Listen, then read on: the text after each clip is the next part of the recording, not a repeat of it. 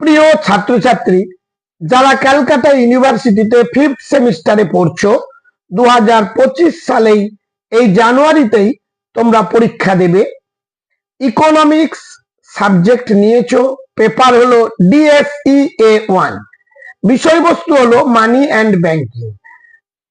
অনেকে রিকোয়েস্ট করেছিলে এর যে সাজেশন আমি তোমাদের দিয়েছিলাম তার 2 মার্কের প্রশ্ন উত্তরগুলো একটু আপলোড করে দেবার জন্য। আমি নিজে পরিশ্রম করে আজকে লিখে তোমাদের সামনে তুলে ধরছি, তোমরা উত্তরগুলো দেখে নিও। যারা চ্যানেলে নতুন তারা চ্যানেলটিকে সাবস্ক্রাইব করে পাশের বেল আইকনটি ক্লিক করে রেখো, আর লাইক করতে প্লিজ ভুলে যেও না। তোমাদের জন্যই তো পরিশ্রম করে তৈরি করা। দেখো, 1 দাগ, বাণিজ্যিক ব্যাংকের 2টি কাজ লেখো। 1 নম্বর হলো জনসাধারণের কাছ থেকে আমানত গ্রহণ করা। 2 নম্বর হলো ব্যবসায়ী বা সাধারণ ব্যক্তিকে সুদের শর্তে ঋণ দেওয়া। 2 দাগ, আর্থিক বাজারের 2টি গুরুত্ব লেখো। 1 নম্বর হলো বাণিজ্য প্রচার। আর্থিক বাজারে অংশগ্রহণকারীরা ঝুঁকি হস্তান্তর করতে পারে এবং বাণিজ্য প্রচার করতে পারে। 2 নম্বর, পুঁজি স্থানান্তর। আর্থিক বাজারে যাদের পুঁজির প্রয়োজন তাদের সঙ্গে যাদের পুঁজি আছে তাদের মধ্যে মিথস্ক্রিয়া সহজতর হয়। 3 দাগ, মোট সুদ ও নিট সুদের 2টি পার্থক্য লেখো। 1 দাগ, সময়, পরিস্থিতি ও স্থান ভেদে মোট সুদ ভিন্ন হতে পারে, কিন্তু একটি দেশে সর্বত্র নিট সুদ একই থাকতে পারে।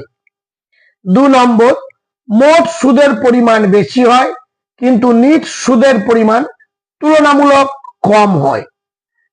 4 দাগ, আমানত গুণক বলতে কি বোঝায়?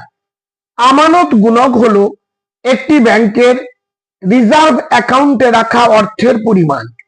এটি ব্যাংকের ক্লায়েন্টদের উত্তোলনের চাহিদা মেটাতে কার্যকারিতা বজায় রাখতে সাহায্য করে। 5 দাগ, মূলধন বাজার ও টাকার বাজারের 2টি পার্থক্য লেখো। 1 নম্বর, মূলধন বাজারে দীর্ঘমেয়াদী বিনিয়োগ করা হয় কিন্তু টাকার বাজারে স্বল্প মেয়াদী বিনিয়োগ করা হয়।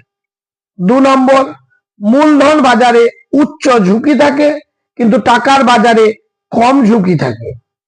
6 দাগ, ভারতে ব্যাংকিং ব্যবস্থা সংস্কারের ক্ষেত্রে নরসিংহম কমিটির 2টি সুপারিশ লেখো। 1 নম্বর, আর্থিক ব্যবস্থার কাঠামো, সংগঠন, কার্যাবলী এবং পদ্ধতি সম্পর্কিত দিক অধ্যয়ন করা। আর্থিক ব্যবস্থার দক্ষতা এবং উৎপাদনশীলতার উন্নতির সুপারিশ করা। পরবর্তী প্রশ্নে চলে যাচ্ছি। SEBI অর্থাৎ আমরা বলি সেবি, এর সম্পূর্ণ নাম কি? Securities and exchange board of India. 8 দাগ, ভারতে 2টি রাষ্ট্রায়ত্ত ব্যাংকের নাম করো। একটি হলো পাঞ্জাব ন্যাশনাল ব্যাংক, অন্যটি হলো স্টেট ব্যাংক অফ ইন্ডিয়া। পরের প্রশ্ন, ব্যাংক রেট কাকে বলে? এটি হলো সেই সুদের হার যা কেন্দ্রীয় ব্যাংক তার ঋণের ওপর চার্জ করে একটি বাণিজ্যিক ব্যাংককে অগ্রিম দেয়। পরের দাগে, আর্থিক বাজারের উপাদানগুলি কি কি? আর্থিক বাজারের উপাদানগুলি হলো শেয়ার, স্টক, বন্ড, ডিবেঞ্চার, বাণিজ্যিক কাগজপত্র, বিল, চেক, কাঁচামাল, মূল্যবান ধাতু। আর্থিক ব্যবস্থা কি? আর্থিক ব্যবস্থা হলো এমন একটি ব্যবস্থা যা আর্থিক বাজারের অংশগ্রহণকারীদের মধ্যে তহবিল বিনিময়ের অনুমতি দেয়। আর্থিক ব্যবস্থা জাতীয় এবং বিশ্বব্যাপী কাজ করে। 12 দাগ, SLR এবং CRR এর পুরো কথা কি? SLR equal to statutory liquidity ratio, CRR হলো ক্যাশ রিজার্ভ রেশিও। পরের দাগ, মুদ্রাস্ফীতি কাকে বলে?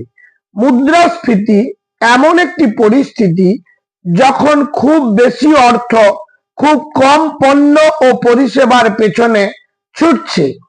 মুদ্রাস্ফীতি ভোক্তা মূল্য সূচক দ্বারা পরিমাপ করা হয়। 14 দাগ, সুদের হারের কাঠামো কাকে বলে? এটি হলো একটি গ্রাফ যা এক্স অক্ষে সময়ের সাথে ওয়াই অক্ষে অনুরূপ বন্ডের মতো চিত্র গঠন করে। 15 দাগ, কেন্দ্রীয় ব্যাংক কি? এর কাজ লেখো। কেন্দ্রীয় ব্যাংক হলো এমন একটি প্রতিষ্ঠান যা ব্যাংক ব্যবস্থার শীর্ষে অবস্থান করে সমগ্র ব্যাংক ব্যবস্থা নিয়ন্ত্রণ করে এবং মুদ্রা বাজারের অভিভাবক হিসেবে কাজ করে। কেন্দ্রীয় ব্যাংকের কাজ হলো 1 নম্বর নোট ও মুদ্রা প্রচলন, 2 নম্বর সরকারের ব্যাংকার হিসেবে কাজ করে। এবার পরের প্রশ্ন, সরকারি ব্যয়ের গুণক কাকে বলে? সরকারি ব্যয়ের গুণক বলতে মোট বাস্তব জিডিপিতে সরকারি ব্যয়ের প্রভাবকে বোঝায়। সরকারি ব্যয়ের গুণক আর্থিক উদ্দীপনার কার্যকারিতা পরিমাপ করে। পরের দাগে, ভারতীয় টাকার বাজারের ত্রুটি লেখো। 1 নম্বর অসংগঠিত অর্থ বাজারের অস্তিত্ব, 2 নম্বর বাজারের সংগঠিত ও অসংগঠিত ক্ষেত্রের মধ্যে একীকরণের অভাব। পরের দাগে, নগদ জমার অনুপাত কাকে বলে? CRR বা ক্যাশ রিজার্ভ রেশিও হলো একটি ব্যাংকের RBI এর কাছে যে পরিমাণ তরল নগদ জমা করতে হয় তা ব্যাংকের মোট জমার শতাংশ হিসেবে গণনা করা হয়। উচ্চ ক্ষমতা সম্পন্ন অর্থ কি? উচ্চ ক্ষমতা সম্পন্ন অর্থ বলতে কোন দেশের কেন্দ্রীয় ব্যাংক বা কর্তৃপক্ষের জারি করা মোট অর্থকে বোঝায়। এই অর্থের একটি অংশ জনগণের হাতে থাকে, বাকি অংশ কেন্দ্রীয় ব্যাংক তহবিলে হিসেবে থাকে। পরের দাগ, খোলা বাজারে কার্যকলাপ বলতে কি বোঝো?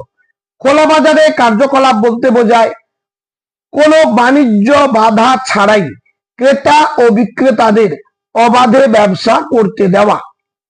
সংকীর্ণ অর্থ কি?